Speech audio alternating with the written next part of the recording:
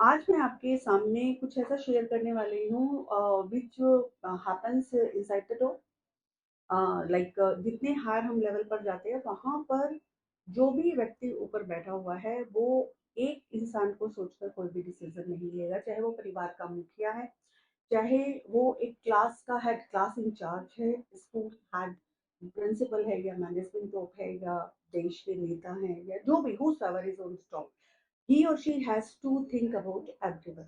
The same way, I'll make it clear through one example. Suppose एक दिन बहुत तेज आंधी तूफान आया तो जिसके पास सब कुछ है वो भी कंप्लेन कर रहा है कि मेरे घर में धूल मिट्टी हो गई, ऐसा हो गया, वैसा हो गया। जो एक एवरेज फैमिली से है, बिलो है कि मेरे घर की शेड उड़ गई, मेरे पेड़ पौधे टूट गए, ये हो गए, हम सब कंप्लेन कर रहे हैं। लेकिन जो ऊपर ईश्वर बैठा हुआ है उसे सभी का सोचना है, उसे उस और शायद कुछ ऐसे पशु होंगे जिन्हें खाने को चारा या कुछ खाने को नहीं मिल रहा था और दे आर ग्रेटफुल क्योंकि इस तूफान से कुछ पेड़ पौधे ऊपर गए हैं, कुछ नीम बरगद के पेड़ गिर गए हैं और उसकी वजह से वो खा पी पा रहे हैं।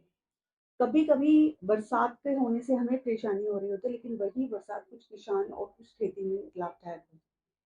तो हम सिर्फ अपने पर्सपेक्टिव से सोच रहे हैं, लेकिन जो ऐसा कर रहा है, जो लिखा हुआ है, वो सभी को ध्यान में रखकर किया गया है। तो कभी कभी हमें एक द लार्जर विजन से देखने की जरूरत होती है, क्योंकि हर बात को देखने के कुछ अलग अलग आयाम हो सकते हैं। हमें लगता है कि हमारे साथ गलत हो रहा है, लेकिन वो शायद किसी के लिए अच्छा भी हो सकता है।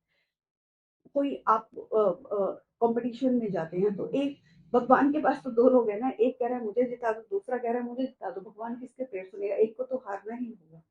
लेकिन वो हारना सिर्फ उसके लिए नहीं होता, उसके साथ बहुत सारी चीजें कनेक्टेड होती है कि वो ऐसा उस वक्त क्यों हुआ। ये सिंपल एक एग्जांपल है।